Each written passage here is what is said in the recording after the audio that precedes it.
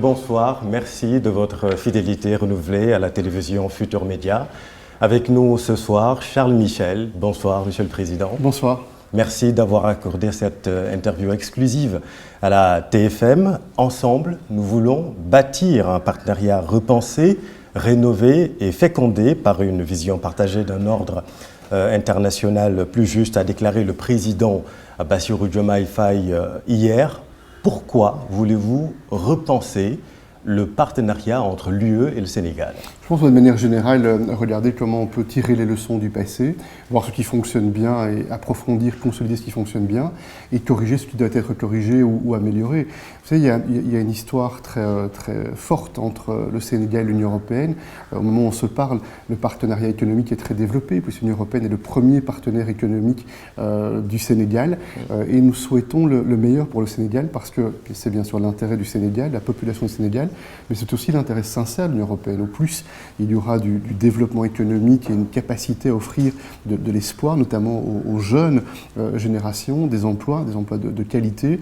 Au plus, il y aura de la stabilité, au plus, il y aura de la sécurité au Sénégal et plus généralement dans la région en Afrique de l'Ouest. Ce sera bien pour la région, ce sera bien aussi pour l'avenir des relations entre l'Union européenne et cette partie du continent africain.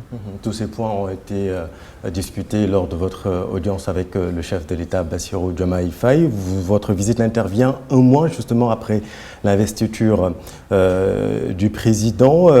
Les Sénégalais ont opté pour la rupture. Vous avez magnifié dans votre discours d'ailleurs la robustesse des institutions démocratiques du Sénégal. C'est ce que vous retenez de la crise que nous avons vécue ici au Sénégal? Moi, je veux vraiment rendre hommage à la population, aux Sénégalaises, aux Sénégalais qui se sont mobilisés pour participer à ce processus électoral, qui est un processus démocratique qui vise à donner une légitimité à un président et à un gouvernement. Et ça, c'est d'abord le résultat de la volonté de la population sénégalaise, et puis effectivement des institutions qui ont montré leur force, qui ont montré leur robustesse, et c'est un élément d'optimisme, c'est un élément de confiance.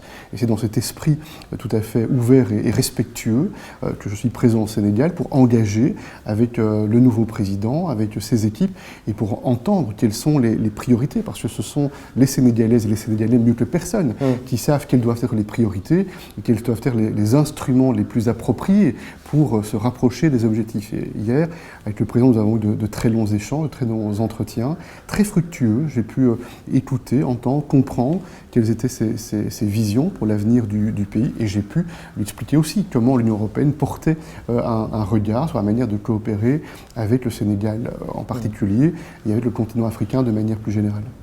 L'Union européenne qui s'est beaucoup inquiétée durant la crise que nous avons vécue. Vous connaissez bien Macky Sall. Est-ce que vous lui parlez lors de cette crise, de ces moments un peu difficiles et inquiétants pour le peuple sénégalais? Je connais le plan Macky Sall depuis de nombreuses années parce que j'ai eu le privilège d'engager avec les autorités africaines en général depuis plus de 10 ans. Ça fait plus de 10 ans que je suis d'abord Premier ministre belge, maintenant président du Conseil européen. Et donc j'ai pu effectivement à rythme régulier engager avec Macky Sall tout au long de mes responsabilités, y compris durant les derniers mois et avant les élections. Et j'ai eu l'occasion régulièrement d'exposer quel était le regard de l'Union européenne sur les événements. Même dans des canaux non officiels, vous lui parlez directement pour, allez, on peut le dire de façon peut-être un peu triviale, pour lui faire entendre raison? Le plus essentiel, c'est le résultat. Et le résultat, c'est qu'il y a eu une élection qui s'est tenue avec une légitimité qui est indiscutable pour le gouvernement et pour les équipes en question. Mais il est vrai que quand on est engagé sur le plan des relations internationales, moi je crois beaucoup à la relation personnelle fondée sur la confiance. Quand il y a de la confiance, quand il y a du respect, on peut d'abord entendre ce que l'interlocuteur a à nous dire. Et moi je suis toujours très modeste et très humble. Je souhaite entendre la manière dont nos amis africains regardent l'action de l'Union européenne parce que ça enrichit, ça élargit notre angle de vue, et de la même manière, aussi cette relation de confiance, c'est aussi possible de partager un certain nombre de sentiments ou d'arguments. Beaucoup ont perçu le président Macky Sall comme étant un homme seul durant cette période. Avez-vous ce sentiment? Je ne veux pas trop m'étendre sur cette période-là, mais mon sentiment, c'est que le plan Macky Sall a été très actif sur le plan international. Ça, c'est indiscutable, ça, c'est indubitable. J'ai, par exemple, travaillé avec lui, avec le président Macron, avec Mia Mottley des Barbades, avec Antonio Guterres, pour remettre tout en haut de l'agenda les questions de financement du développement. Et c'est un des exemples pour lequel Macky Sall s'est beaucoup mobilisé. Donc je ne dirais pas qu'il était seul sur le plan de l'implication au sein de l'Union africaine. Il a joué un rôle extrêmement important pour convaincre, et j'ai moi-même soutenu cela très vite, que l'Union africaine devait disposer d'un siège au G20. Oui. Donc il y a eu une grande action sur le plan international qui a plutôt été appréciée, parce que c'était fondé sur des arguments. Et puis il y a une réalité institutionnelle au Sénégal. Il y a eu ce processus des dernières semaines. Je dirais que ce qui compte maintenant, c'est le fait qu'il y a un président, une équipe gouvernementale qui prépare l'avenir du pays. Et il y a des partenaires, l'Union européenne certainement, qui souhaitent engager de manière constructive, respectueuse, transparente. On n'a pas d'agenda caché. Et c'est sur cette base de cette volonté partagée de plus de sécurité et plus de développement que nous souhaitons travailler avec ceux qui veulent travailler avec nous. Une nouvelle équipe gouvernementale donc au Sénégal avec un nouveau projet. Le pays aspire à plus de souveraineté. Comment comprenez-vous ce désir de souveraineté que plusieurs pays de la région éprouvent? Comment comprenez-vous cela? Moi, je respecte totalement l'exigence de souveraineté et d'indépendance. Il n'y a pas de doute. C'est évidemment une question clé. Et chaque partenariat doit être fondé sur l'idée qu'on doit avoir un intérêt mutuel et on doit agir sur un pied d'égalité.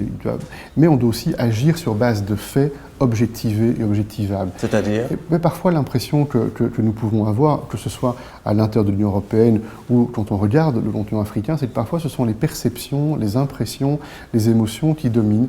Et parfois, ça fait le lit d'un certain nombre de positions radicales, extrêmes, qui peut-être ont pour premier effet de flatter la population, mais fondées sur des éléments qui ne correspondent pas à la réalité. Et donc, le vœu que je forme, c'est que l'on puisse bâtir ce partenariat et lui donner effectivement de la modernité, lui donner une actualisation et bâtir ce partenariat sur des faits objectifs avec l'acceptation de part et d'autre. On doit accepter de se regarder, de voir si ce que l'on fait est bien en phase avec la réalité, avec ce qui est nécessaire. Pour vous, il y a quelque chose d'infondé dans ce désir de souveraineté? Sûrement pas sur le terrain de la souveraineté, mais il peut y avoir effectivement des reproches qui sont faits vers le partenaire européen en l'occurrence, qui ne sont pas fondés sur des éléments factuels, des éléments réels. Je le dis encore une fois, l'Union européenne et le secteur, au travers du secteur privé, est le premier partenaire économique du Sénégal. Cet élément est très important parce que ça touche directement à la production de richesses, à l'économie productive. C'est un premier élément. Deuxième élément, les accords que l'Union européenne conclut avec les partenaires sont toujours transparents. Ce n'est pas toujours de la part d'autres partenaires qui préfèrent être dans la discrétion, sinon dans le secret. Nous n'avons pas peur de la vérité, nous n'avons pas peur de la transparence. C'est un message que j'ai pu donner d'ailleurs au président et sur tous les sujets. Au président de la République et sur tous les sujets, dans ce domaine concret. Dans le domaine de la santé, par exemple, c'est bien l'Union européenne qui a été en première ligne pour soutenir des projets qui veulent développer la souveraineté des pays africains. La production de vaccins, c'est un élément clé. Et l'Institut Pasteur est une institution qui est très respectée, qui jouit de grandes compétences. Et l'Union européenne n'a pas hésité. On n'est pas resté les bras ballants, on a soutenu des transferts de technologies. Si je prends le domaine de la transition énergétique, il y a des ressources gazières au Sénégal, c'est une bonne chose pour le développement du Sénégal. Et pour la transition énergétique, c'est l'Union européenne qui soutient, avec d'autres partenaires, les investissements dans le renouvelable. Parce qu'à côté du gaz, le renouvelable est aussi une ressource qui est très précieuse pour le développement du Sénégal, pour permettre à des agriculteurs, parfois éloignés de centres urbains, d'investir dans des panneaux solaires qui permettront d'avoir des pompes pour capter de l'eau, pour irriguer et pour avoir de la production, pour ramener de la prospérité. Donc le projet européen, c'est pas un projet la main sur le cœur et des discours conceptuels, c'est un projet pour des partenariats opérationnels pour élever les conditions de vie. dans le domaine des transports. Ici à Dakar, c'est l'Union européenne qui soutient des projets pour investir dans des transports de bus électriques, à la fois dans le centre, mais également des transports de bus gaziers pour rejoindre le centre vers la périphérie. On va parler de l'énergie tout à l'heure. Quelques éléments pour vous montrer que le souhait européen est d'être dans des choses concrètes. Et c'est en ça que parfois, il y a des perceptions qui ne sont pas justes parce qu'elles ne correspondent pas à la réalité de la valeur ajoutée de ce partenariat au bénéfice de la population. Est-ce que vous avez senti dans le discours des nouveaux dirigeants cette perception injuste ? Non, j'ai eu vraiment une impression d'un échange extrêmement utile et extrêmement fructueux. C'était notre première rencontre, le président et moi-même, et quand on ne se connaît pas, ou quand on se connaît parce qu'on lit des rapports de diplomates, ou on regarde simplement les éléments dans la presse, ça n'est jamais aussi qualitatif qu'un échange direct. L'échange direct, c'est la meilleure manière d'abord de mieux se connaître, de mieux se comprendre, de mieux se respecter, et c'est le point de départ pour se faire confiance. Vous saviez quand même tout cela de loin, avant d'arriver au pouvoir, vous avez pas seulement de loin. Le discours, parfois on suivait attentivement la situation. Hostile quand même à l'UE, principalement à la France. Mais ce que j'ai entendu, et vous l'avez entendu, puisque c'est la déclaration qui a été faite par le président, et le président n'a pas besoin d'un porte-parole, et vous avez entendu le message qu'il a donné, et donc j'ai entendu effectivement le souhait d'être un partenaire engagé pour un partenariat de qualité, avec un appel qui est très légitime, à ce que l'on puisse identifier, évaluer et voir comment on peut améliorer un certain nombre de situations en se fondant sur des faits. On s'est bien retrouvé le président sur l'idée que la méthode est importante. Et je pense, comme le président le disait justement, que la méthode, l'idée de prendre des engagements, vérifier si les engagements sont respectés de manière régulière, c'est un élément qui est clé pour que ce partenariat ne soit pas juste théorique et amène de la frustration, mais surtout un partenariat qui délivre des résultats tangibles pour la population. Pour les populations. Alors, dans tous les cas, il y a une nouvelle orientation et cette orientation va inexorablement changer le rapport entre l'UE et ces pays de la sous-région. Dans le Sénégal, vous avez déclaré que l'ambition est commune pour un partenariat fécond, un partenariat dans le secteur de la pêche, par exemple, un partenariat de respect et de confiance. Ma question, c'est à quel moment ce pacte de confiance, de respect a été rompu, ou bien est-ce que ce sont les relents de la colonisation qui provoquent une certaine aigreur parfois ? Oui, très certainement, il y a une histoire commune et qui comporte des éléments extrêmement douloureux, extrêmement injustes.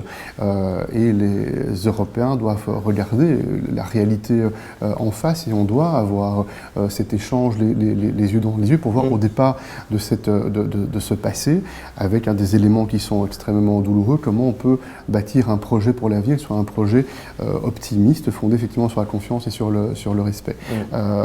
Je suis moi-même belge et je sais comment dans mon pays, en Belgique, on a traité ces sujets-là avec des débats approfondis au Parlement national pour que la société belge puisse aussi regarder la réalité en face, regarder la réalité les yeux dans les yeux. Et je pense que ce travail qui a été mené par mon pays était un travail utile pour mettre en place des fondations afin de regarder l'avenir avec davantage de sérénité.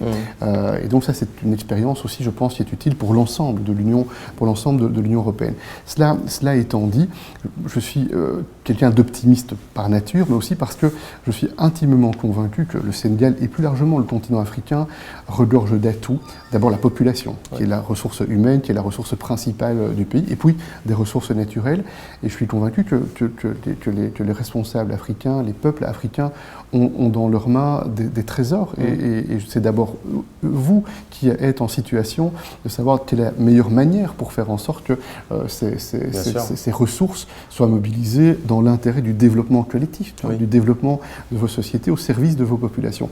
Et les partenaires, y compris l'Union européenne, nous sommes là pour soutenir, mais pour soutenir dès lors que vous pensez que l'on est utile pour soutenir. Nous, on ne veut rien forcer, on ne veut rien imposer. Quand vous considérez que nous avons des expertises, des ressources, des capacités de faire des partenariats d'égal à égal, respectueux, qui sont positifs pour vous, on est disponible. C'est comme ça que nous voyons les choses, et pas autrement. Mais ce que je vous dis là, c'est la vérité, c'est la réalité, mais je sais que ce n'est pas toujours la perception, parce que la perception, elle est parfois alimentée par des propagandistes qui ont des intérêts géopolitiques, qui veulent en réalité instrumentaliser leurs relations avec des populations africaines ou avec des gouvernements africains pour prendre des positions qui créent de l'instabilité, de l'insécurité, parce qu'il y a dans le monde un certain nombre de pays qui bénéficient de l'instabilité, de l'insécurité pour leur propre agenda géopolitique. D'étroites relations lient le Sénégal et l'Union européenne depuis plus de 5 décennies. Vous avez évoqué durant votre audience avec le président Faye des éventuelles améliorations dans le secteur de la pêche, je le disais tout à l'heure, et des ressources halieutiques. L'accord de partenariat dans le domaine de la pêche durable est souvent décrié par l'opinion sénégalaise. Quelles sont les améliorations possibles?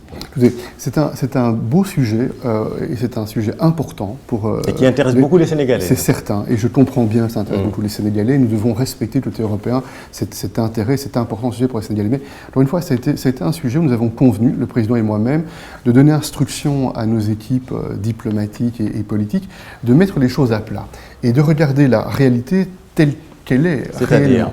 Parce qu'il y a effectivement une impression côté sénégalais et il y a une autre impression qui est différente côté européen. Côté européen, il y a l'impression que les reproches qui sont faits à la partie européenne sont largement injustes et infondés. Je voudrais donner quelques exemples. Les prélèvements par la partie européenne, par rapport au total des prélèvements dans les eaux sénégalaises, c'est 1%. C'est 1% dont on parle. C'est donc très peu par rapport au volume total. Alors c'est exactement 10 000 tonnes pour les tonidés et d'un quota de 1750 tonnes de merlu noir. Ça, exactement. Et donc c'est dont les bateaux européens bénéficient. Et vous me donnez le lien avec le deuxième argument que je voulais utiliser. Il n'y a que deux types de poissons, c'est le thon et le merlu noir qui est prélevé par les Européens. Et s'agissant du thon, c'est une pêche à la canne. Et les Européens ont, avec le Sénégal, des accords totalement transparents et publics. Chacun peut avoir accès à cet accord, ce qui n'est pas le cas pour les accords avec d'autres partenaires que l'Union européenne. En d'autres termes, pour ce qui concerne la partie européenne, la taille des filets, qui emporte un certain nombre de sujets de difficulté, nous ne sommes pas concernés par ces reproches-là. Par contre, il y a probablement, et nous voulons mettre à disposition de manière tout à fait coopérative les informations dont nous disposons, il y a beaucoup d'indications très très lourdes selon lesquelles il y a des volumes de pêche illicites qui sont colossales, pas au départ de l'Union européenne, au par d'autres, y compris d'autres acteurs qui utilisent parfois des prête-noms et des techniques pour utiliser ou instrumentaliser faussement des pavillons sénégalais. On dispose d'informations par rapport à cela. On est prêt à mettre à disposition de la partie sénégalaise l'ensemble des informations sur le sujet. Mais je pense que ce sujet de la pêche est un sujet complexe, compliqué, est un sujet que l'on devrait essayer de traiter côté sénégalais et côté de l'Union européenne, fort de cette approche de sincérité, de transparence. Si on est juste, si on est équitable, et si on est bien intentionné et de bonne foi, de part et d'autre, on doit avoir l'intelligence collective pour mettre les choses à plat afin que la réalité... Mettre les choses à plat, ça veut dire quoi? Revoir les quotas? Rappelons que c'était 14 000 tonnes, par exemple, pour les tonidés, et qui ont été baissées à 10 000, 2 000 pour le merlu noir, baissé à 1 750. Il y a un sujet, donc il y a un sujet d'actualité, parce que l'accord vient à échéance à la fin de cette année-ci, au mois de novembre, et donc on a un devoir de part et d'autre. Et on a le devoir de part et d'autre d'amener de la rationalité. Je vous donne un autre exemple. S'agissant des ressources halieutiques, du côté européen, nous travaillons avec des scientifiques sénégalais. Donc il y a des équipes mixtes de scientifiques européens et scientifiques sénégalais qui font les analyses pour regarder quels sont les impacts sur les ressources halieutiques. C'est un exemple additionnel.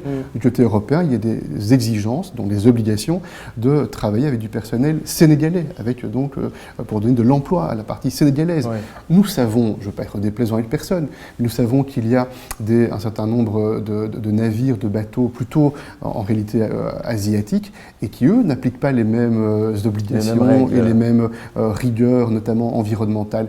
Et donc c'est en cela qu'on a l'impression que sur ce sujet-là, il y a une réalité que nous voyons et nous sommes prêts à regarder de manière contradictoire et de manière objective avec la partie sénégalaise, cette réalité. Et puis il y a une perception qui est très décalée, et là-dessus se grèvent des propagandistes qui veulent mettre de l'huile sur le feu, alimenter le poison de la division, le poison de la polarisation. Et nous, ce qui nous intéresse, ce sont les pêcheurs sénégalais. C'est vraiment que les pêcheurs sénégalais, y compris les pêcheurs artisanaux, soient respectés. Ils sont organisés en associations, en syndicats, et nous n'avons aucune difficulté à faire toute la transparence complète sur ce sujet. Alors la vérité, c'est qu'il y a une contrepartie financière, parce que ça c'est important aussi de le dire.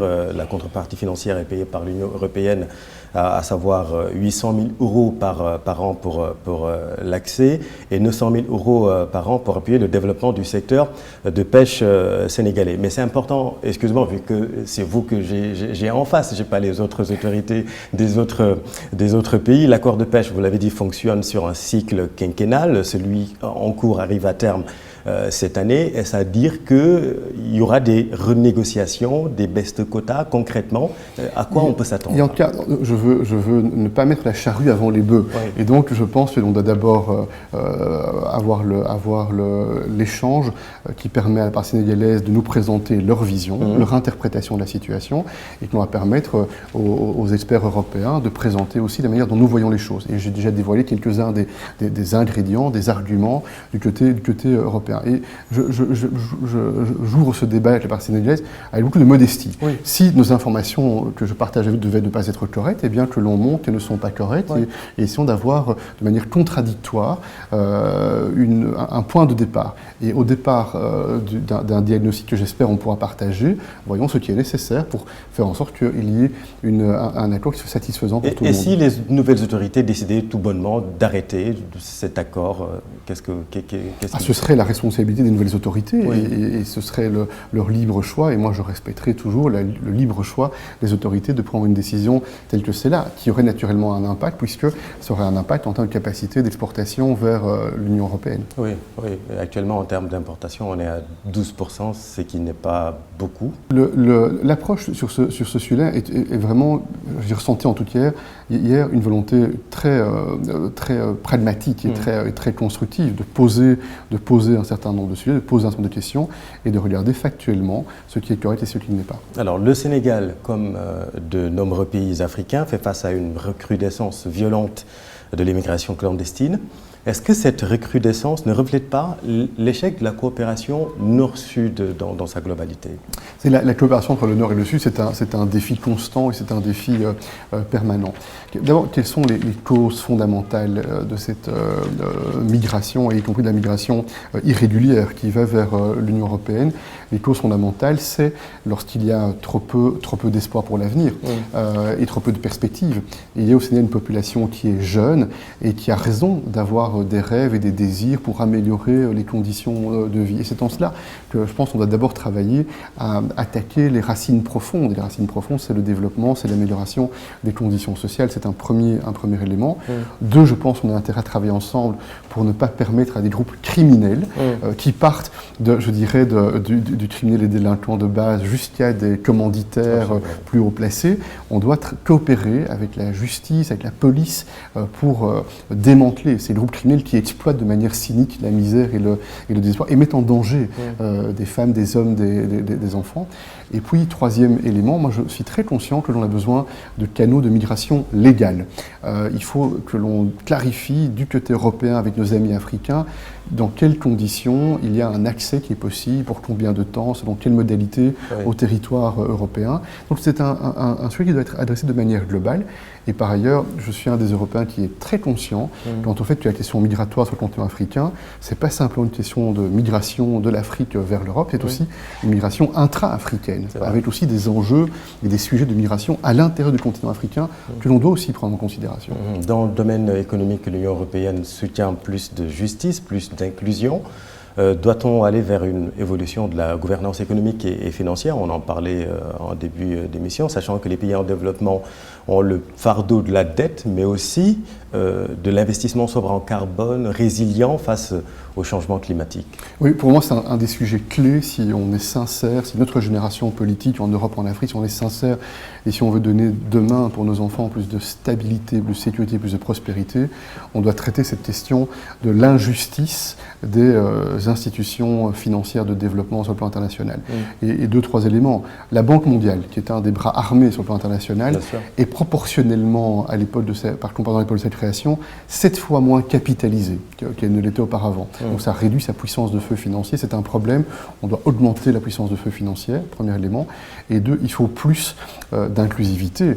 Quand la Banque mondiale et le FMI ont été créés, des États n'existaient pas sur le plan international à cause du colonialisme, à cause de la tutelle coloniale. Aujourd'hui, le monde est différent et donc on ne peut pas avoir cet espace multilatéral financier qui ne reflète pas la réalité du monde. Le président Macky Sall, par exemple, s'est beaucoup investi dans ce domaine. Totalement. Ouais. Et il a vraiment porté la voix du Sénégal et de l'Afrique avec beaucoup de vigueur. Il a fait avancer un certain nombre de compréhension de l'urgence de cette situation. Et vous avez raison par ailleurs, ce ne sont pas les pays africains qui sont responsables du réchauffement climatique, pas du tout. Ce sont les pays développés qui ont abusé du fossile, abusé du carbone pour leur propre développement. Et aujourd'hui, il y a une prise de conscience qu'il y a des limites à ce modèle-là. Et donc, on a trouvé aussi cette notion d'équité en termes de financement. Et c'est pour ça qu'on a une obligation au départ des pays développés, de mon point de vue, d'être sérieux et de délivrer nos engagements. Et du reste, l'Union européenne délivre. Les engagements pris sur le plan climatique sont délivrés par l'Union européenne, mais on doit continuer à délivrer davantage encore à l'avenir. Et justement, l'accord de la COP28 consiste à transitionner hors des énergies fossiles, qui sonne le début de la fin de l'ère des combustibles fossiles, alors que nous, au Sénégal, on commence l'exploitation. Comment comprenez-vous cette situation? Non, c'est un débat que j'ai eu de manière très très intense avec le président Macky Sall, et c'est le président Macky Sall qui m'a convaincu et qui a ouvert les yeux de beaucoup d'Européens. À l'époque, c'était il y a environ 2 ans, lors d'un sommet entre l'Union européenne et l'Union africaine, et à ce moment-là, Macky Sall présidait l'Union africaine. Nous comprenons qu'il y a une transition. Et dans cette transition, qui va durer un certain temps, le gaz est une ressource qui est nécessaire. Oui. Et nous sommes très pragmatiques, et c'est ainsi qu'un accord a été conclu dans le domaine énergétique entre le Sénégal et d'autres pays, notamment des pays européens comme l'Allemagne, le Royaume-Uni, la France, le Canada, du côté américain, sur ce qu'on appelle un accord pour une transition juste sur le plan énergétique. Et l'idée, quelle est-elle? C'est que d'une part, nous allons essayer de soutenir des projets dans le domaine du renouvelable, qui est utile dans le mix énergétique du Sénégal.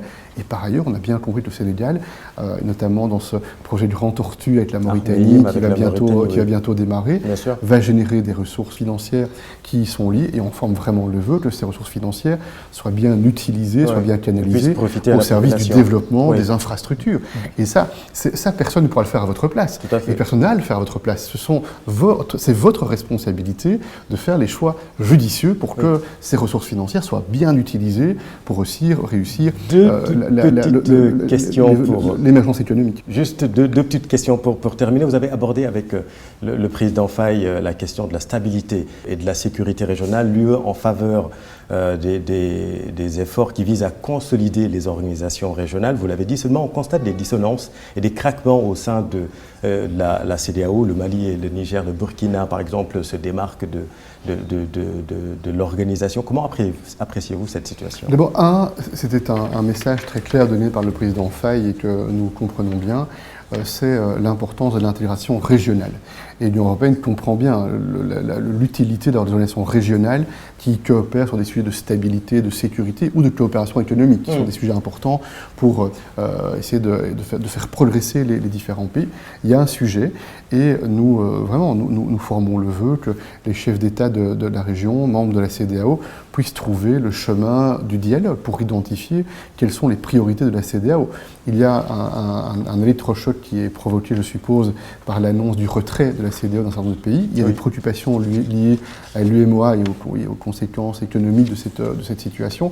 Et nous faisons confiance aux leaders de la région et on a pris bonne note de l'engagement du Sénégal pour retisser les fils d'un dialogue avec l'ensemble des pays de la région. Merci beaucoup Charles Michel. Votre actualité, c'est aussi quand même les élections européennes dans un contexte où il y a une droitisation de l'Europe partout, où presque l'extrême droite gagne du terrain. En France, par exemple, la liste de Jordan Bardella est créditée de plus de 30% des intentions de vote. Comment expliquer cette extrême droitisation de l'Europe? Oui, d'abord, on n'est pas encore dans l'extrême droitisation. Nous verrons quels sont les résultats au mois de juin. Et j'ai confiance dans le fait que la large majorité des électeurs européens va exprimer sa confiance pour le projet de coopération qui est incarné par le projet de l'Union européenne. Il y a différents ingrédients. Je pense que certains exploitent la migration irrégulière comme étant un des éléments pour créer de la polarisation dans les sociétés européennes. Et puis, on fait face aussi, en Europe comme ailleurs dans le monde, à des tentatives d'interférence. Et notamment un pays comme la Russie tente d'interférer dans les débats politiques européens, notamment en soutenant des positions qui sont radicales ou controversées controversée ou extrême. Oui, et vous restez en poste jusqu'au mois de novembre 2024. Tout à fait. Merci beaucoup. Merci à vous. Merci à vous, chers téléspectateurs. Restez en compagnie de nos programmes. Vous êtes au bon endroit sur TFM. Bonne soirée.